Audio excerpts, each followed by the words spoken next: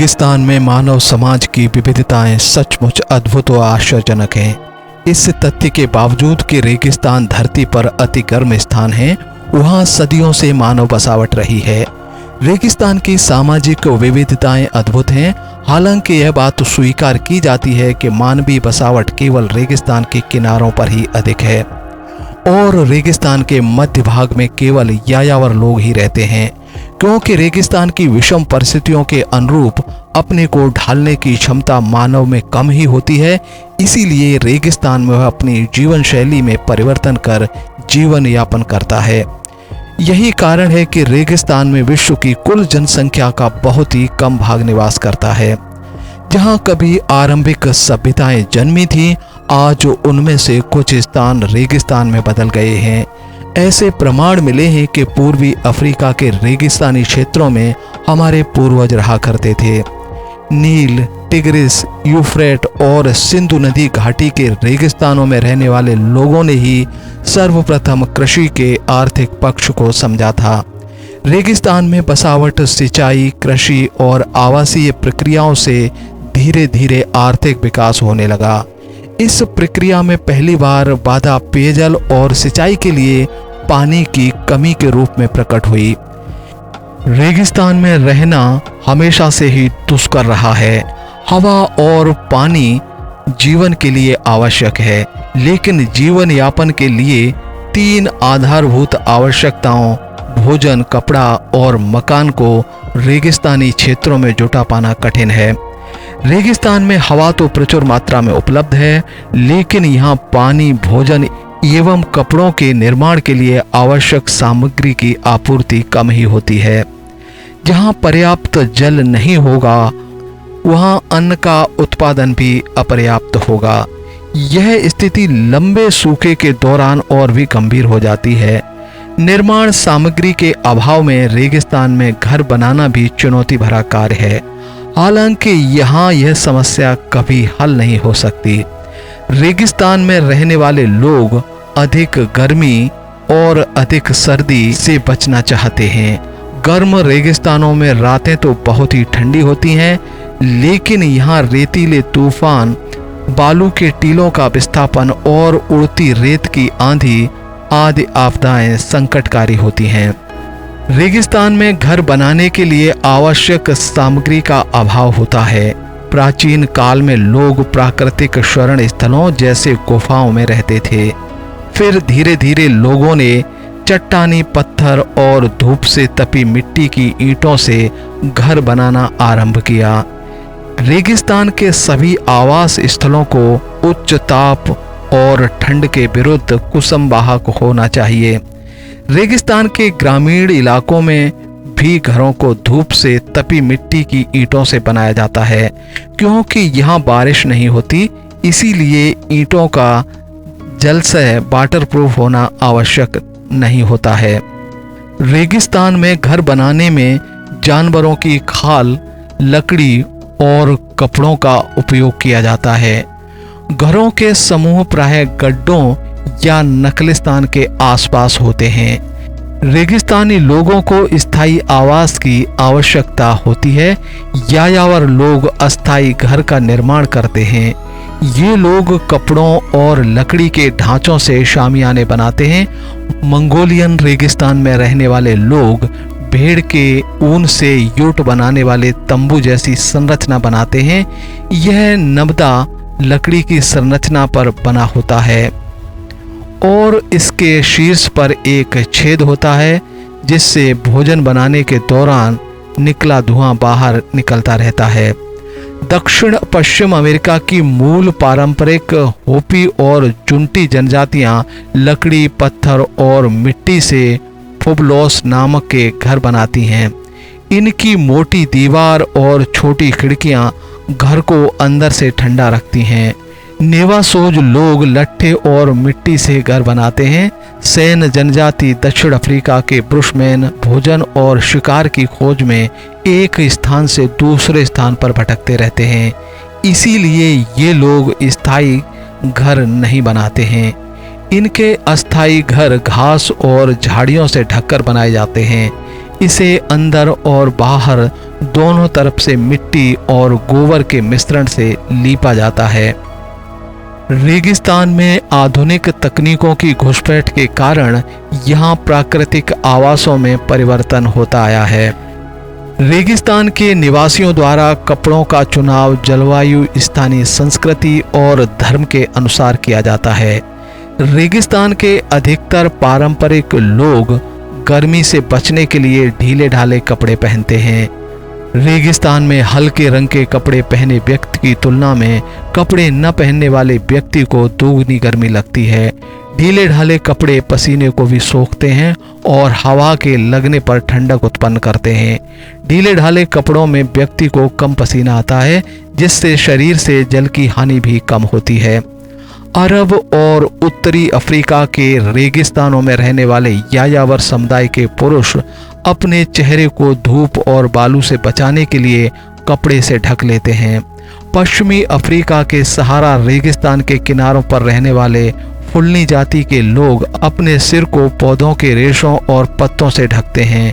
महिलाएं भी सिर को विभिन्न आकर्षक कपड़ों से ढकती हैं। द्रोणा जाति की महिलाएं सजीले कपड़े का साफा पहनती हैं। सामान्यतः परंपरागत रूप से रेगिस्तान में मानव और जानवर दोनों के लिए भोजन की उपलब्धता अनिश्चित रहती है।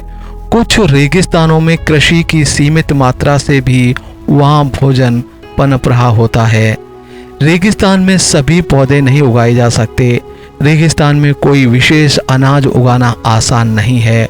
स्थानीय किसान इन क्षेत्रों में ऐसी फसल उगाते हैं जो सूखे के प्रति प्रतिकूल होने के साथ वर्ष भर खाई जा सकती है। ऐसे पौधों को खाने के अलावा बालू टिब्बों को स्थिर रखने के लिए भी उगाया जाता है। फल और सब्जियों को उगाने के लिए स्थानीय या समीपवर्ती क्षेत्रों का उपयोग किया जा सकता है। यहाँ भोजन की पूर्ति के लिए फसल उगाना किसी जानवर के शिकार करने से आसान है।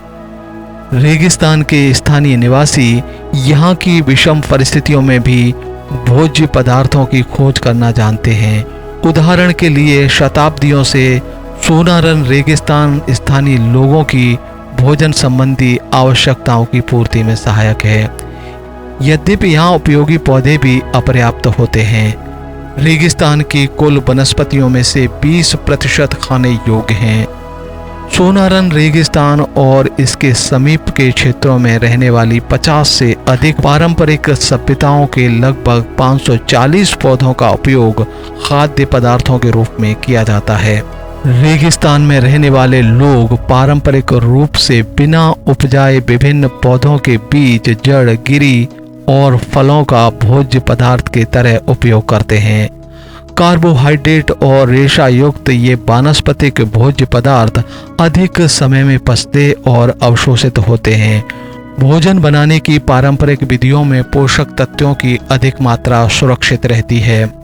रेगिस्तान की कुछ भोज्य वनस्पतियों में तरबूज परिवार की जंगली लौकी भी शामिल है।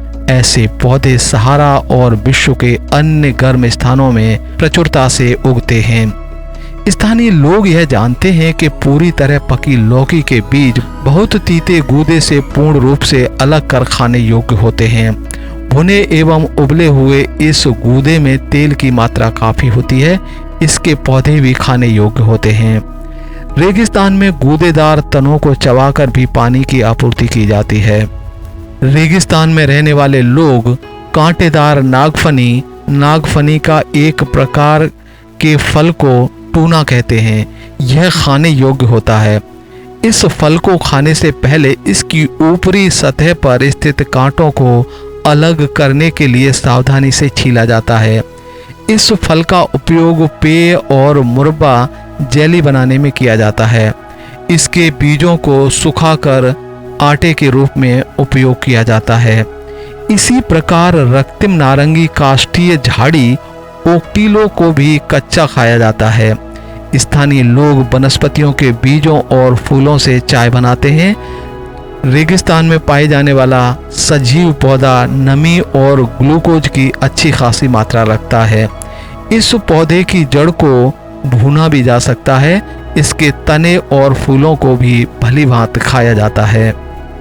अक्सर डाक सामग्री पर नखलिस्तान के किनारों पर खजूर के पेड़ों के चित्र दिखाई देते हैं।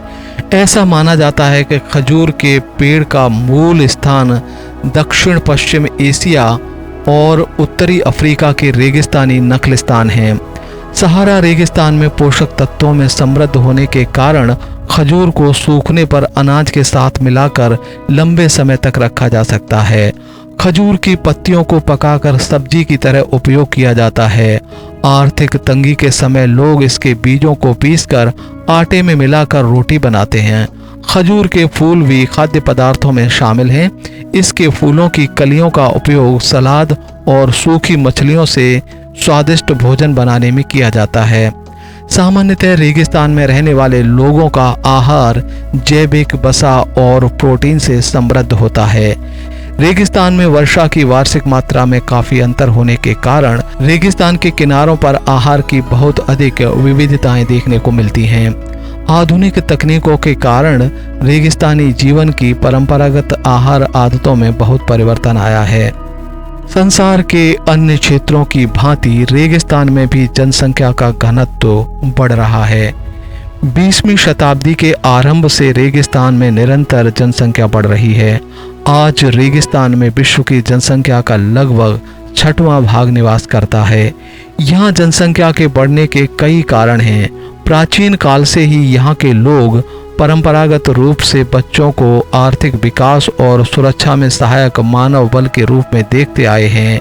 आधुनिक तकनीकों ने रेगिस्तानी क्षेत्रों के संसाधनों जैसे भूजल एवं बड़े पैमाने पर खनिज तेल के दोहन को संभव बना दिया है। इसके अलावा नई जगहों में लोगों की खातिरदारी भी अच्छी होती है। ये कारक व्यक्तियों विशेषकर रेगिस्तान के किनारों पर रहने वाले लोगों को रेगिस्तान की ओर प्रवास के लिए रिझाते हैं। रेगिस्तानी क्षेत्रों में जनसंख्या में काफ़ी वृद्धि होने से वहाँ के पर्यावरण पर गंभीर प्रभाव पड़ा है। रेगिस्तान के प्राकृतिक संसाधनों का लगातार ह्रास हो रहा है। रेगिस्तान के अनेक क्षेत्र बढ़ती जनसंख्या के अनुरूप ढलने में असमर्थ हैं। अनवीनीकृत संसाधनों के अतिदोहन से रेगिस्तान के प्राकृतिक संसाधनों में कमी आ रही है। नवीनीकृत स्रोत भी उचित प्रबंधन और अतिदोहन के कारण कम हो रहे हैं। अनेक रेगिस्तानी देशों ने खनिज तेल के दोहन से अथाह संपदा जुटाई है। संपन्न रेगिस्तानी देशों ने इस बृहद संपदा के कारण स्थानीय रेगिस्तानी स्थल कृतियों को शहरी केंद्रों और राजमार्गों का निर्माण कर परिवर्तित कर दिया है। रेगिस्तान में अब कई कस्बे उभर कर सामने आए हैं। वर्तमान रेगिस्तानी लोगों का पारंपरिक जीवन यापन संकट के दौर से गुजर रहा है। प्राकृतिक संसाधनों का अत्यधिक दोहन और अति उपयोग को सीमित करने वाले सामाजिक परिवर्तनों ने वहाँ के परंपरागत संस्कारों तथा जीवन शैली को बहुत अधिक प्रभावित किया है। जल्दबाजी में कोई भी कदम उठाने से पहले हमें यह ध्यान रखना चाहिए कि विकास और जलवायु परिस्थितियों के आधार पर विश्व के विभिन्न रेगिस्तानी क्षेत्रों में विशिष्ट तथा उनकी सुरक्षा के लिए पूर्ण रूप से दक्ष प्रबंधन और नीतियों की आवश्यकता है।